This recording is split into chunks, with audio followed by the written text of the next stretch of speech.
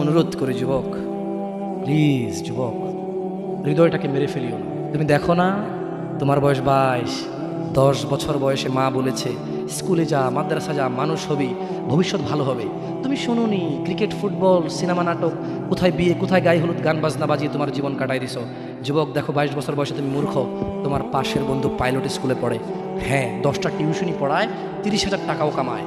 হ্যাঁ, তুমি যাকে বিয়ের প্রস্তাব দিচ্ছ কেউ রাজি নাই, ওর জন্য 5টা ঘর আসে, ওর মা বলছে এখনো ছোট, আরো পড়াশোনা করুক, আর তুমি বিয়ের জন্য হন্য হয়ে খুঁজতেছো। কোনো রিক্সাওয়ালাও তোমাকে মেয়ে দিতে রাজি। তুমি দেখো 10 বছর 15 বছর বয়সে যদি মায়ের ওই কথা মেনে নিতা, তাহলে তুমি আজকে উপকৃত থাকতাম। আমি জামশেদ মজুমদার 27 বছর বয়সে এসে তোমাকে বলছি তুমি গান বাজনা ছেড়ে দাও। ইনশাআল্লাহ 60 বছর পরে মারা গেলে, 30 বছর পরে মারা গেলে, 70 বছর পরে মারা গেলে ওই উপকৃত হবা। আর তা না হলে এই গান বাজনার সাথে তুমি তোমাকে ধ্বংস করে দিচ্ছ। যেদিন নিঃশ্বাস বন্ধ হয়ে যাবে সেদিন হলেও বুঝবা। বুঝতে তোমাকে হবেই, জমিনের উপরে বোঝো অথবা জমিনের নিচে বোঝো, বুঝবে তুমি হবে। শোনো, আল্লাহ কোনো কিছু বলেছে আর তুমি বুঝবা না, আহা হা, পার পাওয়া যাবে না। তবে তোমাকে বলি, যা করেছো করেছো, যা গান বাজনা শুনেছো শুনেছো, এবার আল্লাহকে ভয় করে সব ছেড়ে ইস্তেগফার করো। বলো, আল্লাহ আমাকে ক্ষমা করেন, আমার এই 2 কানে গলিত সীসা ঢালিয়েন না ইয়া আল্লাহ। ছিলাম কিন্তু আমি উপলব্ধি করতে পারিনি, ইয়া আল্লাহ আজকে আমি উপলব্ধি করছি। আল্লাহ আমি আর কখনো বাদ্যযন্ত্র দিয়ে নিজেকে আনন্দিত করব না। এই হারাম যা আপনার এত আপনাকে রাগান্বিত করে, আমি আর কোনোদিন এই হারাম দিয়ে নিজেকে আনন্দিত করব না। আমি অনুরোধ করব, চিটাগং শহরে থাকি, বেশি দিন হয় না, তবে কারো বিয়ে হলে আর 2 দিনও ঘুম হয় না, এত পরিমাণ গান বাজনা বাজায়, আল্লাহি হৃদয় ভেঙে যায়। আল্লাহর কসম, কি দিয়ে বুঝায় আপনাকে? মন চায় মারামারি করি, মন চায় গালাগালি করি, মন চায় ঝগড়া করি, মন চায় ওর বিয়ে ভেঙে দেই, মন চায় নিজে পুলিশের ওসি হয়ে ওদের সবগুলো বন্ধ করি, মন চায় রাজনৈতিক নেতা হয়ে লাঠিছোটা নিয়ে এদেরকে পিটানো শুরু করি, মন চায় আল্লাহর থেকে অনুমতি আসুক, ওহি বন্ধ হয়ে গেছে, মন চায় আল্লাহ তুমি ওহি পাঠাও, একটাকে গলায় পাড়া দেয় কতক্ষণ। মন চায় নিজেকে যদি অনেক জ্ঞানী, অনেক কিছু হতাম, কোথাও গিয়ে যদি বলতাম গান বন্ধ করো, যদি বন্ধ করে দিত, যদি এমন কিছু হতাম, কত কিছু যে মন চায়। তোমার বিবাহ তুমি রামশ্যাম যদুমধুর মতো করে ফেলেছো। যুবক, তুমি কেন কবুল পড়ে বিয়ে পড়ো? আমার তো বুঝে আসে না। বাবা, আপনি কেন আপনার ছেলেকে কবুল পড়িয়ে বিয়ে দিচ্ছেন? আমার বুঝে আসে না। ভাই, আপনি কেন আপনার মেয়েকে কবুল পড়িয়ে বিয়ে দিচ্ছেন? আমার বুঝে আসে না। আপনার মেয়ে হলুদ কাপড় পরে, মাথার মধ্যে খোপা দেয়, 3 জনে এসে দুধ খাওয়ায়, 4 জনে কোলে নিয়ে নেয়, 6 জনে গান বাজায়, 10 জনে এসে হলুদ মাখে, শুধু বুঝি মৌলবি দিয়ে কবুল পড়ালে বুঝি মুসলিমের বিয়ে হয়? শুনুন, আপনার নবী মুহাম্মদুর রাসূলুল্লাহ সাল্লাল্লাহু আলাইহি ওয়াসাল্লাম কবুলের পদ্ধতি দিয়ে গেছেন, তাই কবুল পড়ায় মুসলমানের বিয়ে মনে করেন না। কিন্তু বাকি যেগুলো করেন এগুলো কার পদ্ধতি? কার? মিথ্যা কথা বলবেন না। হুজুর ডেকে খুতবা পড়ে কবুল পড়ে বিয়ে কার পদ্ধতি? আল্লাহ নবীর। এই গান কার পদ্ধতি? কেন করতেছেন? ওটা তো আপনার বিয়ের অংশ, বিয়ে না হলে তো বাজাতেন না। বিয়েকে কেন্দ্র করে যেমন কবুল বলছেন, বিয়েকে কেন্দ্র করেই তো গানটা বাজাচ্ছেন। কয়জন নবীর উম্মত আপনি? আপনার নবীর নাম কি? আই এম আস্কিং ইউ, আপনার নবীর নাম কি? আমার নবীর নাম মুহাম্মদ রাসূলুল্লাহ সাল্লাল্লাহু আলাইহি ওয়াসাল্লাম। Who is the messenger of Allah for you? আপনার জন্য আল্লাহর নবী কে? কোন নবীর সুন্নাত পালন করলেন গান বাজিয়ে? আপনার জন্য আমার বিল্ডিংটা ভেঙে পড়বে, বলে রাখি ছাড়বো না। আল্লাহ তুমি আমার ভাইদেরকে হিদায়াত দাও ইয়া আল্লাহ, ছাড়বো না। এই যে ভূমিকম্প হলো আপনার গান বাজনা বাজানোর কারণে। মুহাম্মদ সাল্লাল্লাহু আলাইহি ওয়াসাল্লাম কি মিথ্যা কথা বলে? কারা কারা হাত তোলেন তো, যে মুহাম্মদ সাল্লাল্লাহু আলাইহি ওয়াসাল্লাম জানে না, মুহাম্মদ সাল্লাল্লাহু আলাইহি ওয়াসাল্লাম জানে না, এরকম কারা কারা স্বীকার করে? আল্লাহ নবী বলেছে, যখন বাদ্যযন্ত্র বেড়ে যাবে, গায়িকারা সম্মুখে এসে নাচবে, তুমি অপেক্ষা করো, পাহাড়গুলো কেঁপে উঠবে, পৃথিবীটা নড়ে উঠবে। জালজালা ইযা জুলজিলাতিল আরদু জিলজালাহা, যখন পৃথিবী প্রবল কম্পনে প্রকম্পিত হবে। ওয়া খরাজাতিল আরদু আসকালাহা, যখন এই মাটি তার ভিতরে যা আছে একদম লাথি মেরে বের করে দেবে, লাশ হোক আর যাই হোক, মাটি বলবে যে বেরো, বের হো আমার থেকে, বের হো, আমি তোর আর কাউকে রাখবো না। ওয়াকাল আল ইনসান, মানুষ বলবে মালাহা মালাহা, পৃথিবীটা কি হলো, এই মাটির কি হলো? কেন সে কবরগুলো লাশগুলো বের করে দিচ্ছে? কেন সে স্বর্ণ মতি হীরা মানিক্য বের করে দিচ্ছে? মালাহা, এর কি হলো? কেন পাহাড় নড়ে উঠছে? কেন পাহাড় ভেঙে চূর্ণ বিচূর্ণ হয়ে যাচ্ছে? মানুষ বলবে মালাহা, পৃথিবীর কি হলো? বিআন্না রাব্বাকা আওহালাহা, পৃথিবী এটা করবে বিআন্না রাব্বাক, কারণ তোমার প্রতিপালক আওহালাহা পৃথিবীকে আদেশ করেছে। আপনি গান শোনেন, আমি শুনি না, আপনি গান বাজান, আমি বাজাই না। যখন চিটাগং নড়ে উঠলো ভূমিকম্পে, আপনার বাড়ির সাথে আমার বাড়িটাও নড়ছে। বন্ধ করেন এই জুলুম আমাদের উপর। আল্লাহর দিকে তাকিয়ে বন্ধ করেন, আল্লাহর দিকে তাকিয়ে বন্ধ করেন। আপনার বাড়িটা যদি ভেঙে ফেলেন, ইচ্ছা বুলডোজার ভেঙে ফেলেন, কেউ ধরবে? কেউ জিজ্ঞেস করবে আপনাকে? আপনি গান বাজনা শুনে ভাবে পৃথিবীতে বিপর্যয় নিয়ে আসতেছেন। ইত্তাকিল্লাহ হাক্কা তুকাতিহ, আল্লাহকে ভয় করুন যেভাবে ভয় করা উচিত। ইয়া শাবাব, আহলুল মুনাফিক, নামধারী কিছু মুসলমান, এদের ফাঁদে পা দিও না। তারা চায় তোমরা নেশায় মত্ত হয়ে তোমরা তোমাদের জীবনটাকে জাহান্নামে উজাড় করে দাও। তারা চায় তোমরা শয়তানের ফাঁদে পা দিয়ে তোমরা আল্লাহ দ্রোহিতা এবং রাসূল দ্রোহিতায় মেতে ওঠো। অথচ আল্লাহ চায় তোমরা সফলতার দিকে আসো, আল্লাহ চায় তোমরা আল্লাহর ক্ষমার দিকে আসো, তোমরা সফল হও, আল্লাহ চায়। আল্লাহ সুবহানাহু ওয়া তাআলা বলেন, ইয়া আইয়ুহাল্লাযীনা আমানু ইন্নামাল খামরু ওয়াল মাইসির ওয়াল আনসাব ওয়াল আজলাম রিজসুম মিন আমালিশ শাইতান ফাজতানিবুহু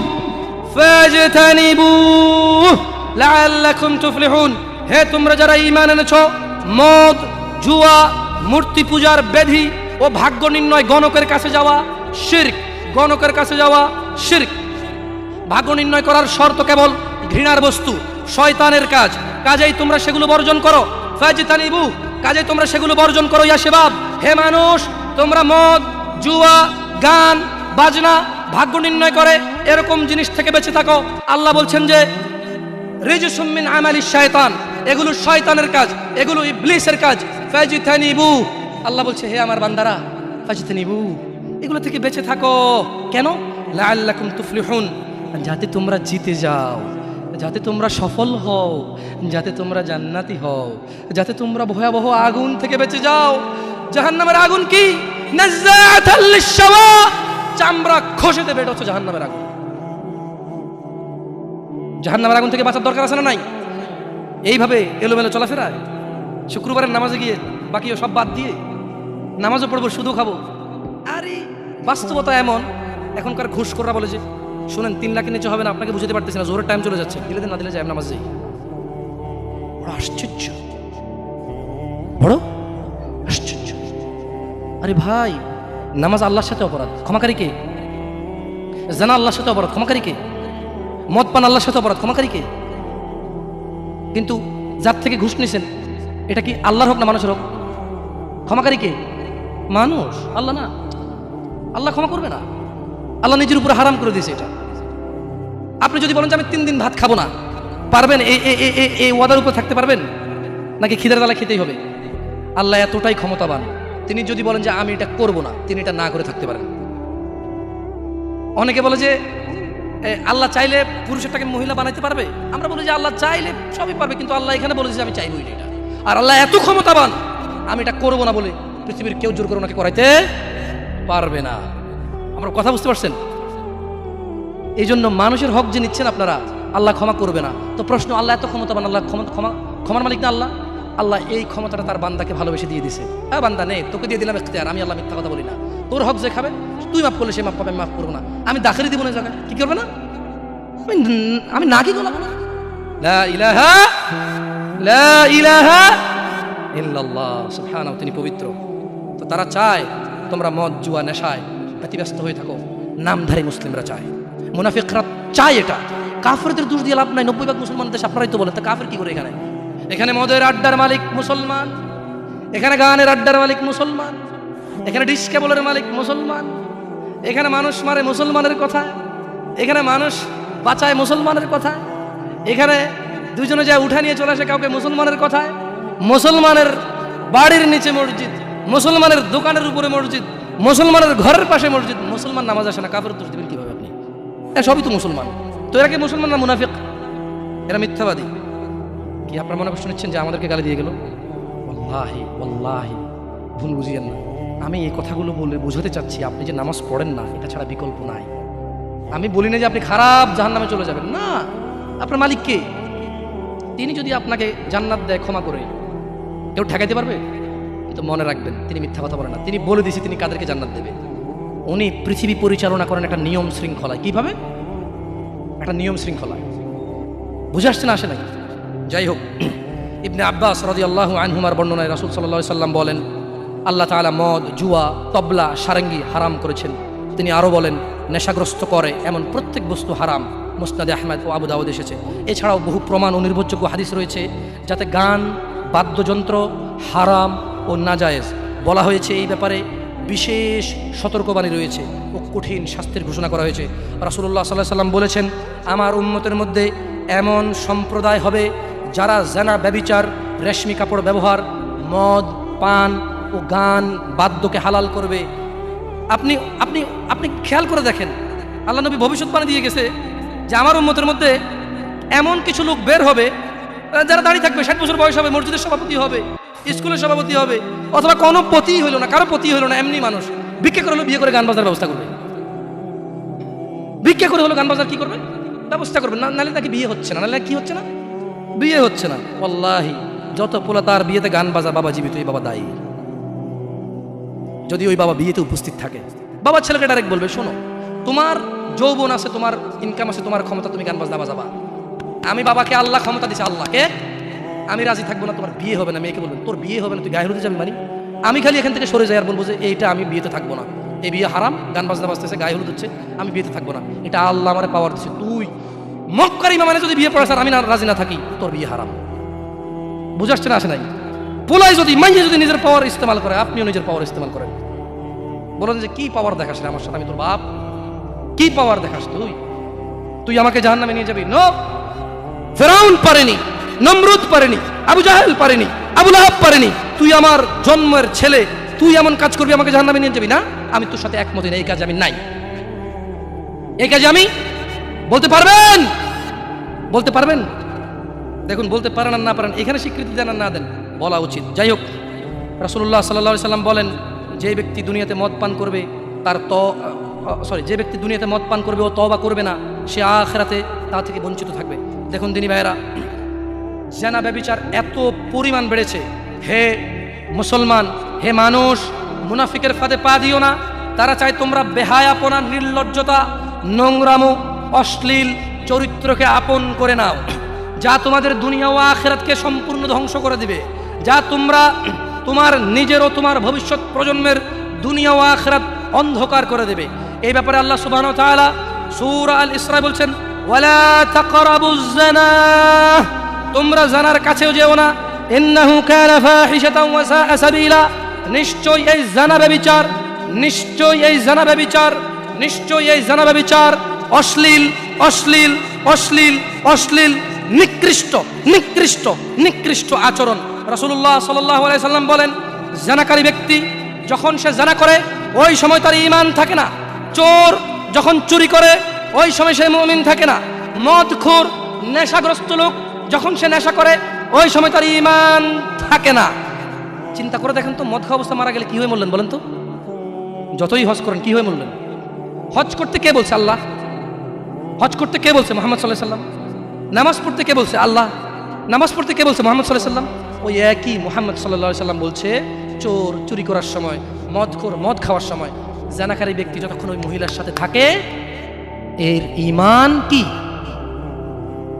বলেন কতদিন বাঁচবেন? কে আছেন বলতে পারেন? আবারও পাইলাম না। আমি ভাবছি এতক্ষণ ওয়াজ শোনার পর একটু সাহস হবে, বলবো যে আমি এতদিন বাঁচবো। তো যে জানা করতে গেলেন তার মানে গ্যারান্টি আছে যে যা জানাটা না করে চলে আসবো, তারপরে মরবো তওবা করে, না?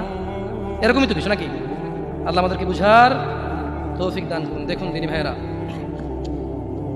আল্লাহ সুবহানাহু ওয়া তাআলা বলছে যে নিশ্চয়ই তোমাদের ধন সম্পদ ও তোমাদের ছেলে সন্তান তোমাদের জন্য পরীক্ষা এবং তোমাদের শত্রু। কিছু কিছু ক্ষেত্রে ছেলে সন্তান ধন সম্পদ কি শত্রু। যে এই ছেলের জন্যই তো রেপ করে আসছে, আপনি বলছেন যে না আমার ছেলে নির্দোষ। 5 লাখ টাকা উকিলকে দিয়েছেন, 10 লাখ টাকা অমুককে দিয়েছেন, 3 লাখ টাকা অমুককে দিয়ে একটা মেয়ের জীবন নষ্ট হয়ে গেল, আপনি পরোয়াই করেননি। কার জন্য এটা করেছেন বলেন তো? আপনার নিজের জানা করার কারণে নাকি ছেলে? নিজের জন্য না ছেলের জন্য? হ্যাঁ, তো বলেন এই ছেলে কি শত্রু না মিত্র? এই ছেলে এই যে আপনি একটা অন্যায়কে সাপোর্ট করে গেলেন, যদি আল্লাহ আপনাকে জিজ্ঞেস করে আপনার বাচ্চা আছে, এই অন্যায়টা আপনি কার জন্য করছেন? কার জন্য? তাহলে এই ছেলেকে শত্রু না বন্ধু?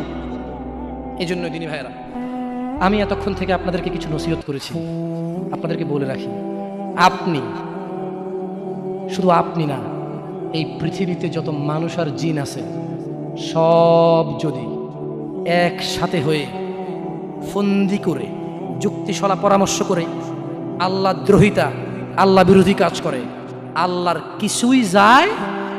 জোরে বলেন তো, আল্লাহর কিছুই যায়?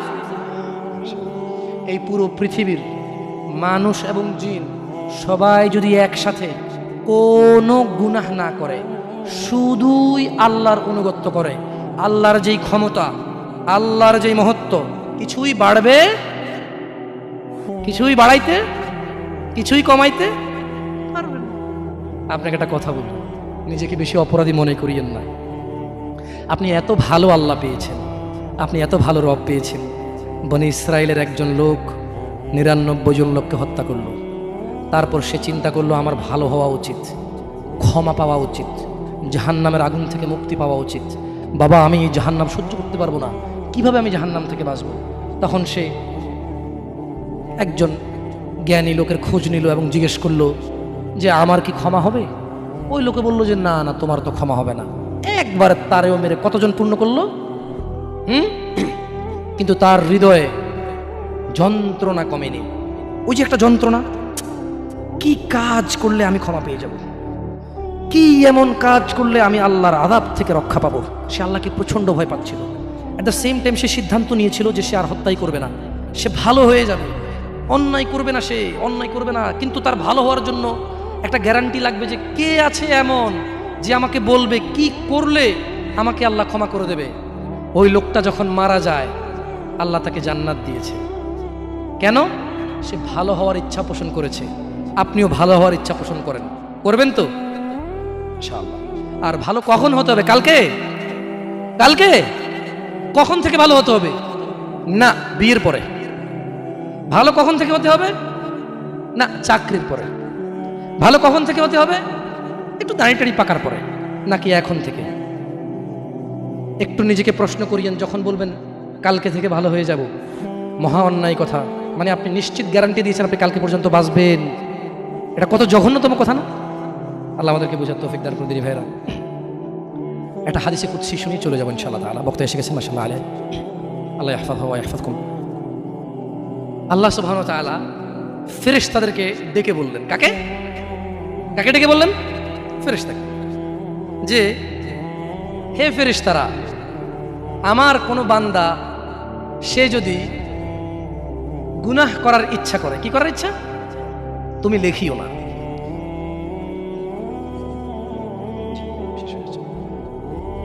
তাহলে ফেরেশতাদেরকে আল্লাহ কি বললেন? আমার কোনো বান্দা গুনাহ করার ইচ্ছা করলে তোমরা তা লিখিও না, যতক্ষণ পর্যন্ত সে না করে। যখন সে এই অপরাধ করে ফেলে তোমরা লেখিও, বাড়তি লেখিও না, যতটুকু করেছে অতটুকুই লিখবা। কিন্তু জানেন আল্লাহ আপনাকে কত ভালোবাসে? এই সেম আল্লাহ ফেরেশতাদেরকে বললেন, শোনো, আমার কোনো বান্দা যদি কোনো ভালো কিছু করার নিয়ত করে সঙ্গে সঙ্গে নেকি লিখে ফেলো। সুবহান। আমার কোনো বান্দা যদি ভালো কিছু করার নিয়ত করে সঙ্গে সঙ্গে লিখে ফেলো। সে এই কাজটা করা পর্যন্ত অপেক্ষা করার দরকার? সে নিয়ত করছে এটা করবে, মাদ্রাসা দান করবে, মাহফিলে দান করবে, মসজিদে দান করবে, সিগারেট ছেড়ে দেবে, এখন থেকে ছেড়ে দিছে, প্রতিজ্ঞা নিছে, এখন থেকে মদ খাওয়া ছেড়ে দিছে, এই এখন এই মাহফিলে প্রতিজ্ঞা নিছে, ইনশাআল্লাহ তাআলা ফজরে আমার যা হয় হয়, মসজিদ আমার চেহারা দেখবে, আমি মসজিদের চেহারা দেখব। আল্লাহ বলছে যে ফেরেশতা লিখে ফেল, লিখে ফেল। এখন কিন্তু ফজর হয়নি, তো এই লোকটা এরকম প্রতিজ্ঞা করে যদি সে মসজিদে ফজরে উপস্থিত হয়ে যায়, যদি সে মদের বোতল আসলো কিন্তু খেলো না, জুলুম করার সুযোগ আসলো কিন্তু করলো না, সে এবার এই ভালো কাজটা বলে করেও ফেলছে, রাইট? আল্লাহ বলেন যে ফেরেশতা বাড়ায় লেখ, 10 থেকে 700 গুণ বাড়িয়ে দে। ইয়া আল্লাহ, ইয়া আল্লাহ, আমরা তো এতটা অপদার্থ হয়ে গেছি, এতটা নিমুখারাম নাফরমান হয়ে গেছি, ভালো কিছু করার নিয়ত করি না। কোন হুজুর আসা ঠিক না, সবাই ঠিক, তারপর শেষ, সব শেষ। না, আমাকে ঠিক বলতে হবে না, এখানে সবাইকে শুনে ঠিক বলতে হবে না, আপনি ঠিক হয়ে যান। আল্লাহ আমাদেরকে বোঝার তৌফিক দান করুন।